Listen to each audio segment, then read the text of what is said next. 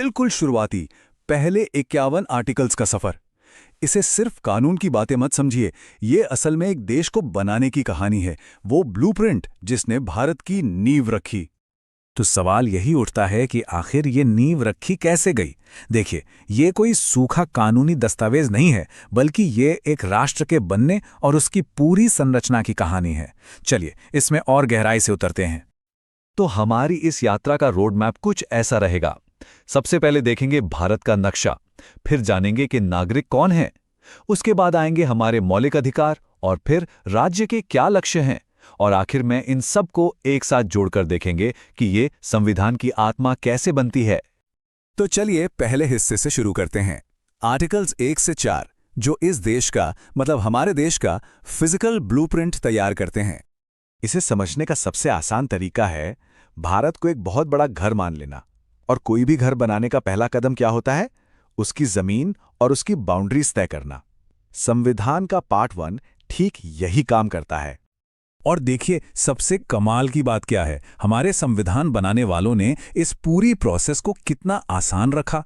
Article 1 वो तो घर का नाम बताता है, इंडिया दैट इज भारत। फिर आता है आर्टिकल 2 जो कहता है कि संसद चाहे तो नए कमरे मतलब नए राज्य जोड़ सकती है। आर्टिकल 3 घर के अंदर का नक्शा बदलने की इजाजत देता है, किसी राज्य का नाम बदलना हो या उसकी बाउंड्री। और आर्टिकल 4 तो ये साफ कर देता है कि इन सब बदलावों के लिए कोई बहुत बड़ा कॉन्स्टिट्यूशनल अमेंडमेंट नहीं चाहिए, एक सिंपल कानून से काम हो जाएगा। कितना प्रैक्टिकल है ना। ठीक है, तो घर का नक्शा तो तैयार हो गया। अब अगला सवाल क्या होगा? यही कि भाई इस घर में रहेगा कौन। तो चलिए देखते हैं कि आर्टिकल्स 5 से 11 इस बारे में क्या कहते हैं। बिल्कुल, यही वो सवाल था जो संविधान बनाने वालों के सामने भी था। एक बार भारत की सीमाएं तय हो गईं, तो यह तय करना बहुत जरूरी था कि इस राष्ट्रीय परिवार का सदस्य कौन होगा, मतलब यहां का नागरिक कौन कहलाएगा। संविधान बनते समय उस वक्त के हालात को देखते हुए नागरिकता के नियम बहुत साफ रखे गए थे। जो लोग भारत में रह रहे थे उन्हें नागरिक माना गया।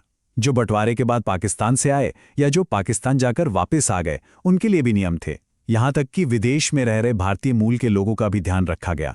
लेकिन एक बात बिल्कुल पक्की थी, कोई दोहरी नागरिकता नहीं। और सबसे बड़ी बात, भविष्य में नागरिकता पर कोई भी कानून बनाने का आखिरी अधिकार सिर्फ और सिर्फ संसद के पास होगा। चलिए अब आते हैं संविधान के उस हिस्से पर जिसे सच में इसका दिल कहा जाता है, हमारे मौलिक अधिकार। ये वो नियम हैं जिनके साथ कोई समझौता नहीं हो सकता। ये हर नागरिक का सुरक्षा कवच है।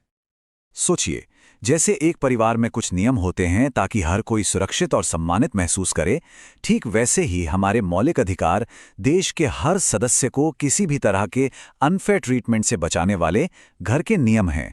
ये असल में स्टेट की पावर पर एक लिमिट लगाते हैं। हमारा संविधान हमें मोटे तौर पर 6 तरह के मौलिक अधिकार देता है। और ये सिर्फ नियम नहीं है, ये वो 6 गारंटियां हैं जो हर नागरिक के सम्मान और विकास की नींव हैं। आइए एक एक कर इन्हें देखते हैं। तो ये हैं वो 6 अधिकार। पहला, समानता का अधिकार, मतलब कानून के सामने सब बराबर हैं। दूसरा, स्वतंत्रता का अधिकार, जिसमें बोलने से लेकर अपनी जिंदगी जीने तक की आज़ादी है। फिर शोषण के विरुद्ध अधिकार, धर्म की स्वतंत्रता का अधिकार, अपनी भाषा संस्कृति को बचाने का अधिकार, और आखिर में जो शायद सबसे जरूरी है, संवैधानिक उपचार का अधिकार। ये हमें पावर देता है कि अगर हमारे बाकी अधिकार छीने जाएं तो हम सीधे कोर्ट जा सकते हैं। और इसी की अहमियत को समझते हुए डॉक्टर B.R. अम्बेडकर ने आर्टिकल 32 को कुछ ऐसे ही नहीं, संविधान की आत्मा और उसका दिल कहा था। सोचिए जरा, क्यों? क्योंकि यही वो मास्टर चाबी है जो बाकी सारे अधिकारों के ताले खोलती है। अगर ये चाबी ना हो तो बाकी सारे अधिकार बस कागज पर लिखे अच्छे अच्छे शब्द बनकर रह जाएंगे। अच्छा, तो अब हमारे पास घर का नक्शा है, परिवार के सदस्य भी तय हो गए और घर के पक्के नियम भी बन गए। लेकिन कोई भी अच्छा परिवार सिर्फ नियमों से नहीं चलता, है ना? उसके कुछ सपने होते हैं, कुछ महत्वाकांक्षाएं होती हैं। तो चलिए संविधान के पार्ट 4 में जो हमें इन्हीं महत्वाकांक्षाओं का रास्ता दिखाता है। और ये महत्वाकांक्षाएं हैं राज्य के नीति निर्देशक तत्व या डायरेक्टिव प्रिंसिपल्स। ये वो साझा मूल्य हैं, वो लक्ष्य हैं जिन्हें देश को पाने की कोशिश करनी चाहिए। ये एक बेहतर भविष्य का गाइडेंस है। यहाँ पर मौलिक अधिकारों और निर्देशक तत्वों का फर्क समझना बहुत जरूरी है। ये हमारे संविधान के डिजाइन की खूबसूरती है। देखिए, मौलिक अधिकार तो कोर्ट में लागू कराए जा सकते हैं। ये बताते हैं कि सरकार क्या नहीं कर सकती।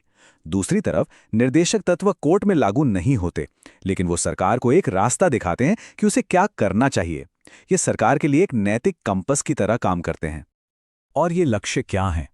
ये एक प्रगतिशील देश का सपना दिखाते हैं, जहां सामाजिक आर्थिक न्याय हो, जहां समान काम के लिए समान वेतन मिले, जहां पर्यावरण की रक्षा हो और भारत दुनिया में शांति को बढ़ावा दे। ये वो आदर्श हैं जिनकी तरफ देश को हमेशा बढ़ते रहना है। तो इस तरह हमने अपने राष्ट्र के ब्लूप्रिंट के सारे जरूरी टुकड़ों को एक एक करके देख लिया है और अब हमारे सामने एक पूरी तस्वीर साफ हो रही है। अगर संक्षेप में कहें तो इन्हीं